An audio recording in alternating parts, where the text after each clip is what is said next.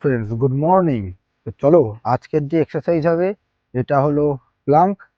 এই প্লাঙ্ক যে এক্সারসাইজটা, এটাতে কোমর আর পেটের উপরে সবচেয়ে বেশি জোর পড়ে। তা আমাদের ফোর্সে এই প্লাঙ্ক এক্সারসাইজটা খুব বেশি গুরুত্বপূর্ণ। আর এটা ট্রেনিংয়ে খুব বেশি করায়, যার কারণে প্রত্যেকের কোমর আর পেটের জোরটা অনেক বেশি বাড়ে। আর এই যে প্লাঙ্ক, এই প্লাঙ্কে ওয়ার্ল্ড রেকর্ড 9 ঘন্টা 38 মিনিট।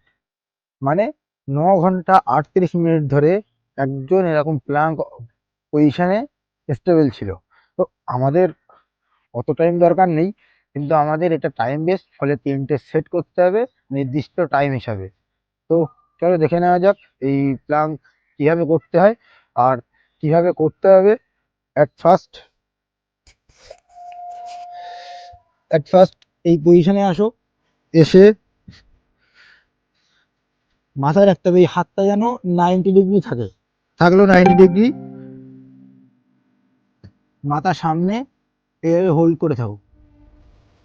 আর একটা জিনিস, প্ল্যাঙ্কে কেউ এমন করবে না বা এইভাবে উঠবে না, হ্যাঁ, এগুলো ভুল হবে।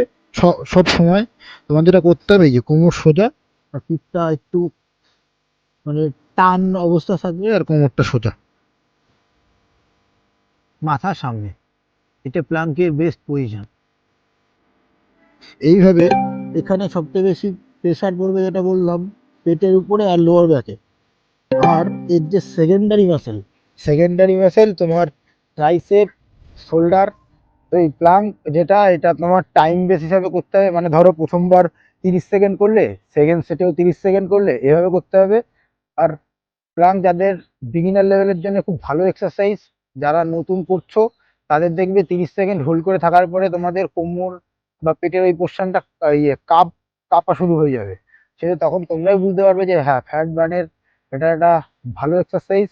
তো এক্সারসাইজগুলো করতে হবে, ফিট থাকতে হবে। চলো, জয় হিন্দ গাইস।